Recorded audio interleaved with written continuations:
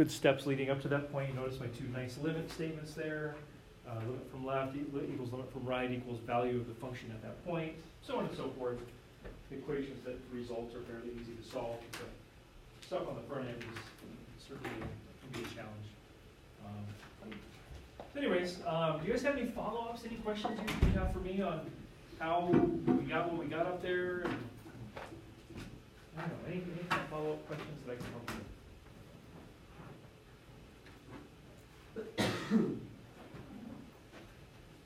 Was that a false alarm? No, a fake hand up? Okay, you're good. You don't need to be afraid to stretch. I won't. So again, RQ2 means review Q2 up into the future. That number 1 could show up there. I would say that I'm thinking about your quiz next week. I think it's on Monday. Number 3 is actually a pretty nice review for that, right? Because the quiz on Monday, quiz 2 is on continuity in the IVT. Clearly a question dealing with continuity, so really nice review for that. Number 2 is a rate of change, so that would be a future quiz. Would not be the one on Monday. So you're getting kind of a hopefully nice cross-section of review, like pretty old, sort of old, not very old at all, right? You guys have any questions at all? Okay. No? Yeah, Luke. For number 1, yeah. Can you pull out a cosine on top? Say you were given your table, how would you solve that? How did you get it to? I don't know how you got to cosine. Yeah, I can share that with you for sure. So there's not like a simplification, kind of like what you're talking about, like not a classic one where you'd factor anything out or whatever. What this is right here, this is, if we were to express this with words, this is the definition of the derivative, and we're going to talk about this today, not specifically this, but definition of the derivative of cosine of x evaluated at x equals 1. So I know, and if you don't already know, you'll soon know, that the derivative of cosine of x equals negative sine of x. Again, we'll talk about that stuff later, details and such. And then I'm supposed to evaluate it at 1. So I know that the exact value would be negative sine of 1. So I put the fairly precise value up there, knowing that with your tables, you'd close in on it pretty close maybe, but there could be some variation depending on how tight you made your table. So yeah, we'll get into kind of the whys and hows of that. Well, sort of starting today and moving into the future too. So yeah. Anybody else with a question? It's a good one from Luke. Hopefully a good connection between tables and derivatives and things. All right. Fair enough. Let's move. Let's move forward. I'm real excited about what we're going to do today. Obviously, this is a big leaping off point in what we do in this class. So here we go. I'm hoping that you did the John Ross thing again. I'm choosing, this is a little bit of a departure from how I normally do things. I'm choosing not to micromanage you and keep you super accountable on those things. So if you choose to just not do it, maybe it shows up in your grade, maybe it shows up in your education. I don't really know, but I'm not going to micromanage you on that. I really hope that you care enough to do that. Whether you did or not, maybe you got the gist of it. When you're talking about John Ross's velocity at a single point, you are really considering what concept? It's the derivative. Yep, the concept of the derivative. And of course, for the uninitiated, if somebody said, hey, what is calculus about? That uninitiated person might say the derivative. And of course, they're partially right. It's about more than just the derivative. But that's what you were getting at for sure as you went through that. Derivative is extremely powerful. It is also the most contemporary of all the calculus skills. It was the one that was discovered the most recently. Later on, we'll talk about integrals. Integrals were first, in some form or another, discussed in China before the time of Christ. They didn't really call them integrals yet, but that's what they were doing. Derivatives and then limits followed after that were some of the more contemporary things. So the derivative, these three things are pretty important as far as what the derivative is. Bless you. It'd be terrible if somebody said, hey, you're in calculus and there's that derivative thing. What is the derivative? And you thought, I don't know. It's this thing we do and there's this couple of rules, but I don't know what it is. So these three statements would be a good thing for you to answer with. The derivative will help you find the slope of the blank line. Tangent, yes. And that's one of the things we're going to be talking about today. It'll help you find the slope of a curve at blank point. Any point or 1 point. Yeah, at any one point. That is true.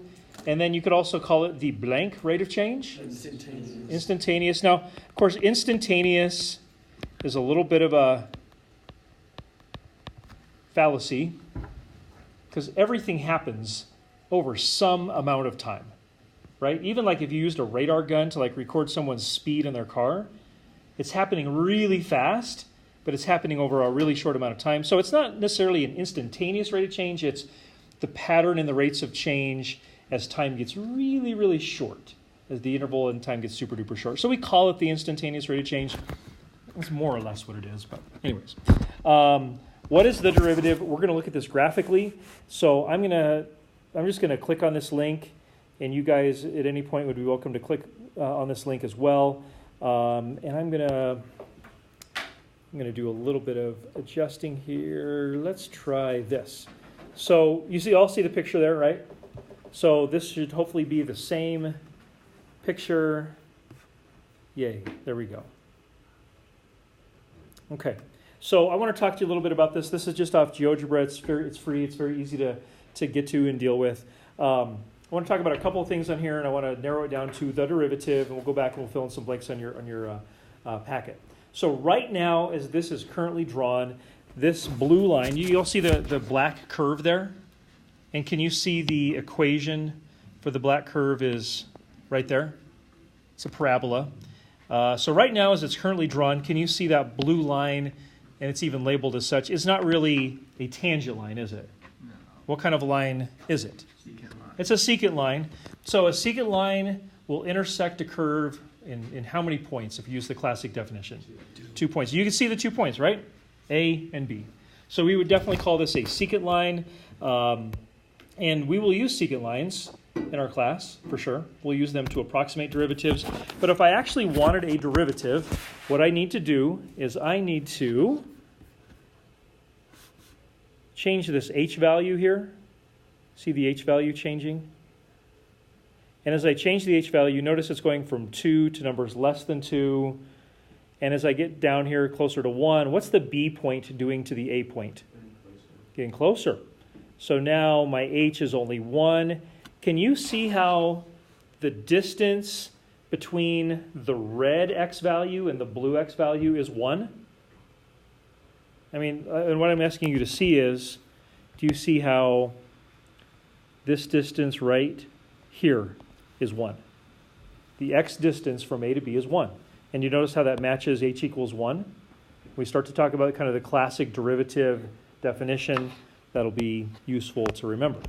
Okay, so as I continue on here, the h is getting smaller and smaller. Now it's down to like 0.4. H is getting really close to 0. Look at that. As soon as h hits 0, do you see how A and B are now the same point? It's because that distance between A and B on the x scale is now 0. And notice down here, do you see this? It says equation of secant line, question mark. What does that mean? There's no secant line. It's not a secant line anymore. It's a tangent line. Right. Okay, good. So we can move this around a little bit. So like let's say that we'll make h go back to 2. And let's say that A is something other than 0. Let's say A is 1. So we go back to something like this. So A is no longer right there on the y-axis. It's moved over a little bit. So now h is back to being 2. You can see your A and B. What kind of a line is that again? Secant line, right? So it's hitting the curve in 2 points. And if I did the same thing, decrease the h, the B is getting closer and closer to A, and eventually the h goes towards 0. And now no longer do we have a secant line. As you all said, now it's a tangent line, right? Because the B and the A have gotten so close that they're essentially the same point. So what I thought I would do here is sketch this in. I'm going to sketch this in and make a couple of comments. So I would say that if I were to draw in my tangent line, I'll do my best here. I don't like that. I'm going to go with roughly that. Does that seem fair? Maybe those of you who have seen a tangent line before, it's pretty close. So let's talk about some stuff here. If you guys think back to like your pre-calc classes and somebody said, cool, a tangent line, what does that mean? What would you say? Like what a tangent line relates to the curve how? Tangent line is the line perpendicular to any singular point on the graph. Perpendicular to a point. Or like it only touches at one point on the graph. That's the classic one, right? People will say it only touches at one point on the graph. Okay. The thing he said first was kind of interesting. Did you hear that? He said perpendicular to any point. I don't know if I totally agree with that, but you're starting to get at something pretty interesting. Because we said at any point, it's almost like we're starting to talk about the slope at a point, right? Mm-hmm. Kind of like we talked about with the derivative. So let me write this. I'll use the whiteboard for this real quick. Was anybody thinking, and Hunter said it there at the end, the definition of a tangent line is a line that intersects a curve in one point? You all heard that before? And that's true of circles for sure, but have you ever thought about this? Like what if you had a cubic? And I found a tangent line, and I don't know, let's say I found the tangent line, I don't know, let's say I found it right here at that particular point. Would you guys agree with me that the tangent line would look roughly like this? Roughly? You see how we get into kind of a contradiction here? Because if we were to say, hey, a tangent line hits a curve in one point, do you see how if we just extended that red line a little bit further, it would hit it in a second point? And you'd say, wait a minute, is that a tangent line anymore? It is. It's just that we kind of misuse the definition of a tangent to a circle, and we extend that to any curve. And I want to kind of clear that up for you. Okay, so check this out. On the screen here, I want to give you some terms, just some definitions here I think are really, really important. So the purple item up there, that is the tangent line. And what makes it the tangent line isn't that it hits the curve in one point. In this case, that's going to be true. What makes it a tangent line is what's happening right here at that point, and that point has a name. Does anybody have a guess of what that name is? Point. Point. That's the first word, yeah. So it's the point of blank. Intersection. It is where they intersect, that's true, but it's got a more special name even. It's okay if you don't know it. It's called the point of tangency. It's the point of tangency. It's where the tangent line, it's the only point there, locally at least, where the tangent line intersects the curve. And what's really important about this, and what we are going to use a lot, we're going to use this a ton, is two facts about the point of tangency. And I want to see if this makes sense to you. We will use this a lot. So hopefully at some point it'll sink in. So number one, at the point of tangency, there are two things that are true. Number one, I'm going to say xy for the line equals xy for the curve. Anybody want to think about what that means? Xy for the line and xy for the curve are equal. What do you think that means? Chip?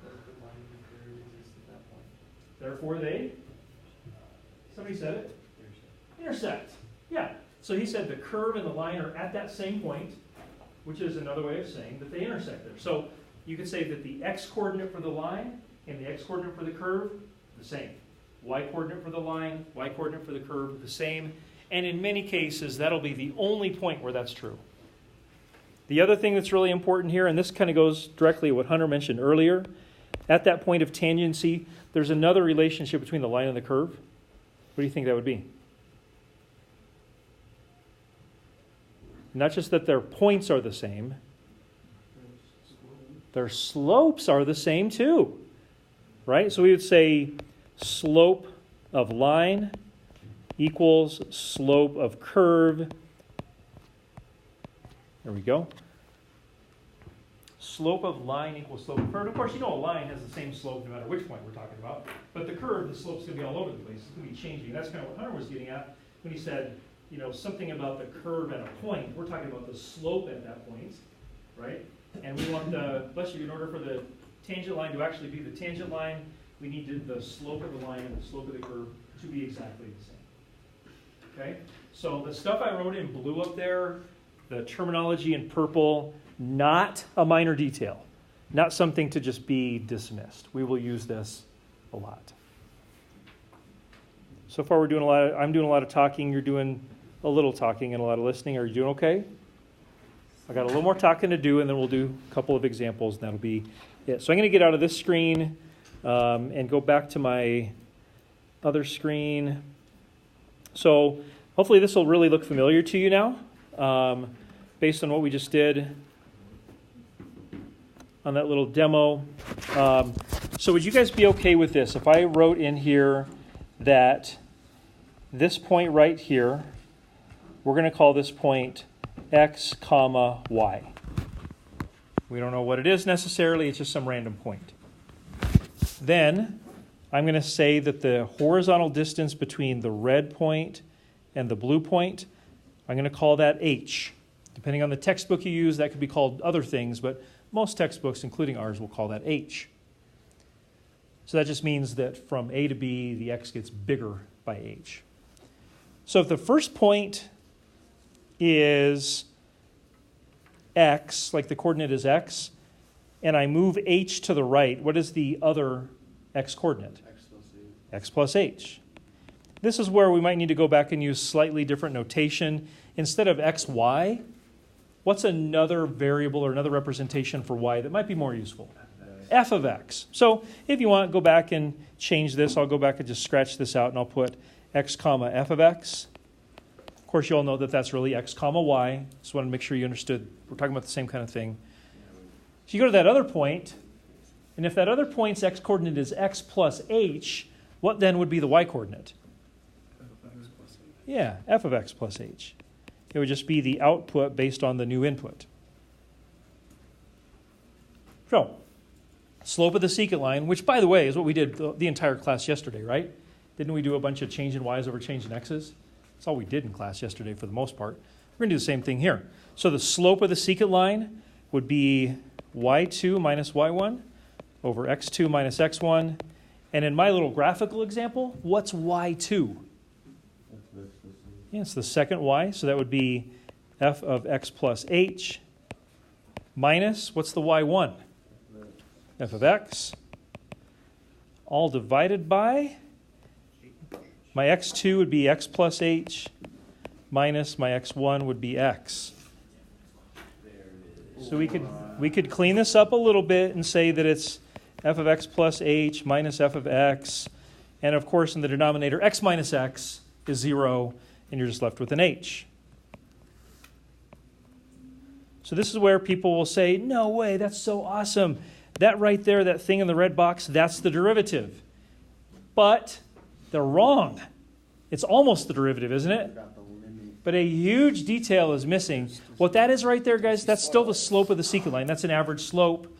The way that you take that and you turn it into the slope of the tangent line, aka the derivative, we need to throw a limit on the front, as was said. The limit is what does what? X approaches 0. Is it H? Yeah. Limit is h approaches 0. It's embarrassing for me. There we go. So if we make h approach 0, think about what you saw with that little demo that I showed you, the little more interactive one. As h approached 0, didn't the B point get closer and closer to the A point? Therefore, taking that secant line and getting it closer and closer to being a tangent line. Hence, we would call it the slope of the tangent line, aka the derivative. There is another form that we'll use a lot. So I would say, I'm foreshadowing a little bit notation-wise. You could say that this is f prime of x. And I'm going to show you one other form here. Limit, this is going to look different. Limit as x approaches c of g of x minus g of c all over x minus c. Yeah. What does C represent? C represents the x value for the point of tangency. So it'd be the point at which we're finding the derivative. So this is an alternative form, but I want you to notice, isn't this, the thing that I'm putting in this other red box, isn't that just the slope of the secant line as well? Do you see the y2 minus y1 over x2? It's the difference quotient, right? So too often, and I get why it is, you just don't have time to do everything, but too often people will come into this class and they'll have this thing in the green box down and they'll say, well, that's the derivative, and you're right. But that's not the only way to write the derivative. the thing on the right side there. That's another way of writing the derivative, and there's other ways too. The derivative is simply the rate of change at a single point, or the slope at a single point. Those are the two classic ways, the ways that we'll pretty much stick to in our class. But there's more than one way to do it. Okay. How are we doing? This is definitely important stuff for us moving forward, and I would rather not leave you confused about something like this. You might not feel like you have this fully understood and a master of it yet. Are you doing okay? Any questions? Okay. So one of the challenges in calculus is something I like to call symbology, because you get all these new symbols, things that maybe you're unfamiliar with, and I would like to make sure that you have an idea of what symbols mean instead of you start off on some question, you ask yourself, I know this is calculus, but I don't even know what this is telling me to do. So let's talk this over, and I want to give you some ideas, hints, thoughts about symbology. So d over dx. Derivative of x. You'll never hear me say d over dx. I'll usually just say d dx, but it's understood that it's over. That's customary to do it that way. Derivative. So I would say that d dx, you're getting a lot closer there. This is a verb. Oops. So this is an action. This is telling us to do something, and this is saying find the derivative. I'll just put deriv. Find the derivative with respect to x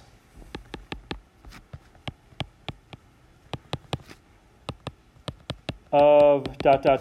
whatever comes next. So it would always be d dx of something.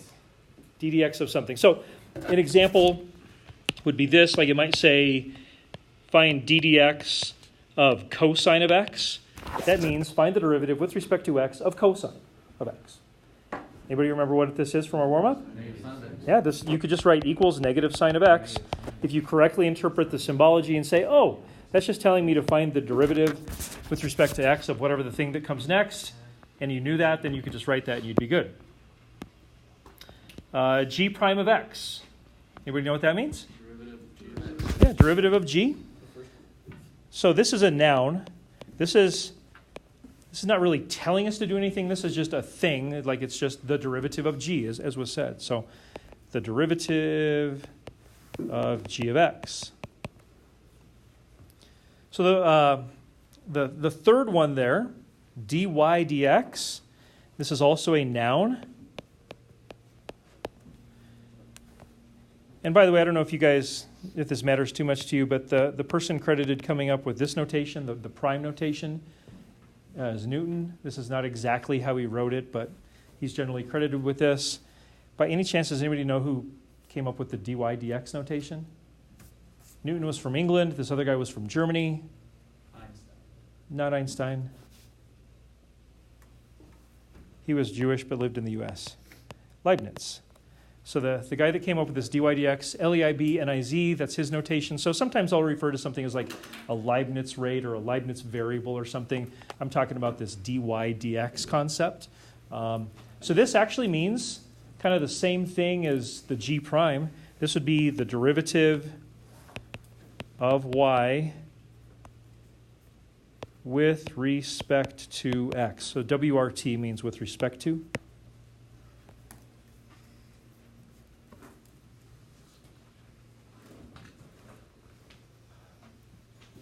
What do you think f prime of 3 would mean?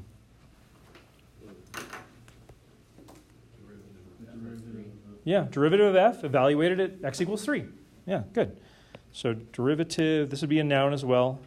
Derivative of f evaluated at x equals 3. So this would be like you could also interpret this as the slope of the tangent line of f at x equals 3. Would it be f of x evaluated at 3 or just f? Say it one more time. Would it be f of x evaluated at 3? Yeah, f of x. Sometimes I'll just write f for f of x, but yeah. Yep, you could put f of x there if you wanted. Any guesses on what d dx h of x means? The derivative of h of x with respect to x. Yeah, and this is an action, right? This is saying, hey, you, over there, find the derivative of h of x with respect to x. This is an action. So this means find it, figure it out. Find the derivative of h of x with respect to x. Might seem redundant to say with respect to x, but sometimes we'll find the derivative with respect to something other than x. You'll see, maybe you'll see one later. How we doing? Making sense, kind of? Y prime, what would you guess that means? Yeah, and this is kind of generic, right? Because it doesn't say, with respect to anything. So this one's sometimes kind of hard to interpret if that's all you get. We're not going to try to make it overly complicated. It's not as clear exactly what we're doing. But it does mean a derivative of y, whatever y is. We don't know if y is in terms of t or x or whatever, and some details are left out. But anyways, okay. Before I clear this off, any questions? I know it seems like a lot of symbology, but hopefully this is laying some good foundational stuff for what we'll do later. Oh, the last one here. Yeah. So this one says d dt of f of x. Any guesses on what that might mean? With respect to t. Okay, sure. So I'll put derivative of f of x with respect to t. And any guesses on what the t might possibly mean contextually? Time. Yeah. So maybe we put that in. That'll be a really common thing we'll do. We'll find the derivative with respect to time. Time is kind of the ultimate independent variable. It just keeps marching on no matter what we do. And so sometimes we'll do that. I'd say frequently we will. Okay. We're going to wrap things up. Y'all good still? Okay. So we're going to try to use this a little bit.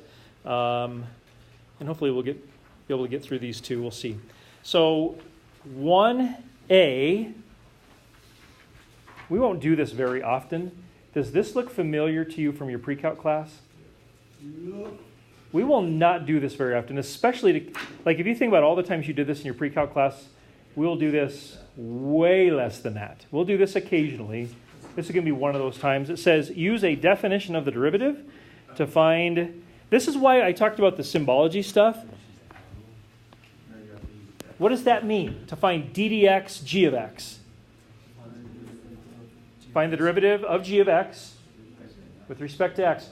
AKA, at this point, we would just call this the derivative. We're just looking for the rate of change at any particular x value. So this is where you're going to use, and I'm going to let you do this. This is where you're going to use, perhaps this definition would be best. Limit is limit as h approaches 0 of g of x plus h minus g of x all over h. I've given you a little bit of space there. Take a moment, try that out. See how it goes. If this feels like the thing you did a million of in pre-calc, you're right, and you need to be able to recognize this. I know what you're doing there. Whoop-de-doo. But I need to make sure that you know what the definition of the derivative is. I don't care if you know the power rule at this point. It's inconsequential. Later on, it'll become very consequential. But right now, I want to make sure you know how to do the definition of the derivative.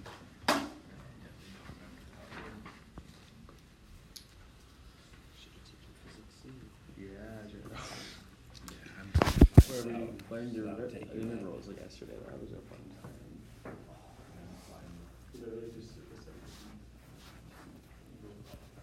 I'm going to slowly kind of bring up the rear here and see if we can agree on a couple steps. I'll just write quietly.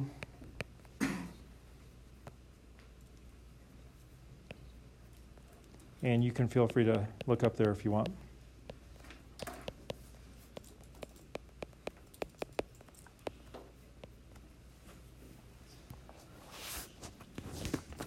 As you look up there, if you see something that's confusing, please raise your hand, say something to me, or maybe a classmate, get some help if you need it.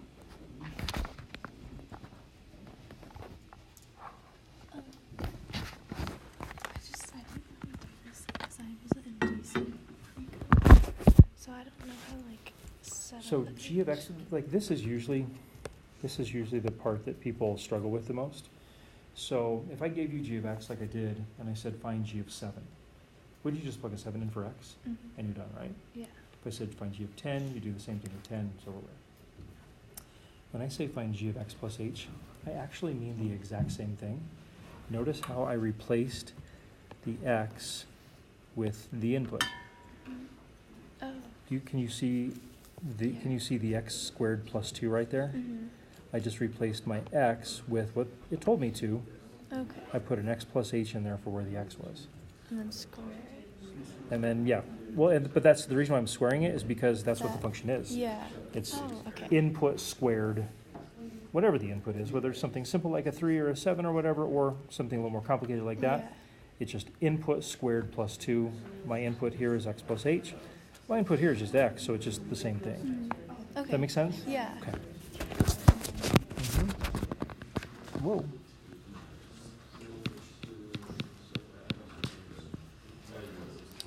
Okay, I'm going to write another step here.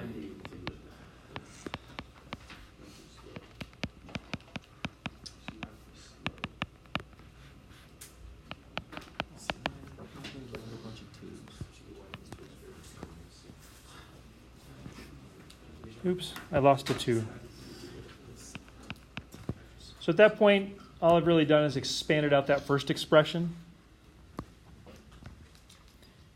And then a lot of stuff should add out, right? Those two things will add out. The 2's will add out. I'm left with then this.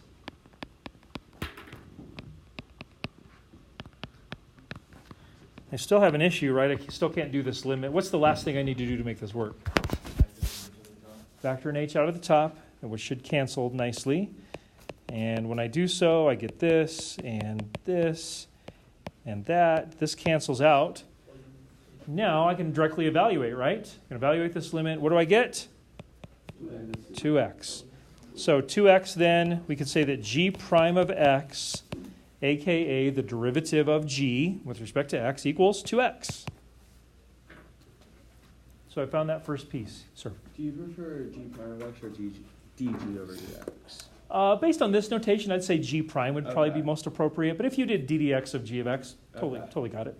Or could Yep. we do dd over dx? dg, I would say you'd want to say that, hey, y equals g of x, and just say Okay. dy dx. Okay. Maybe a more standard way. I think I'd still understand it, but more of a normal way, I guess. To say it. Wait, so how does 2x plus h divided by, like, how do you, does that equal 2x? So don't forget we're doing the limit as h approaches 0. So as h approaches 0, 2x plus something heading towards 0 is essentially 2x plus 0, Right. which is just 2x. Okay, so we'll wrap this up. This will actually go by, we have about a minute and a half, and I bet you we can finish it in a minute. So if g prime of x is 2x, what's g prime of negative 1? Just plug in, right? So we'd say g prime of negative 1 equals 2 times negative 1, which is negative 2. This, my friends, right here, this is the slope of the tangent line. And then C says, use the information from above to find the equation of the tangent line at x equals negative 1. So what are the two things that are true at the point of tangency? The curve. The point of the curve and the point of the line are the same, and the Slope of the curve. slopes are the same. I've got the slope, right? The slope's negative 2. How do I find the point of tangency? You take Plug negative 1 in for g of x. into g of x, right? So I would just say g of negative 1. What is g of negative 1? 3.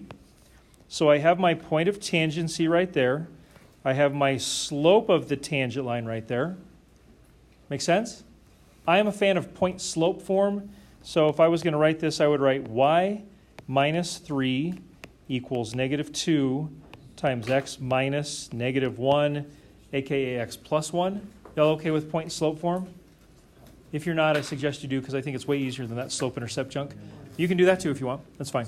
But that would be your equation of the tangent line at that x equals negative 1.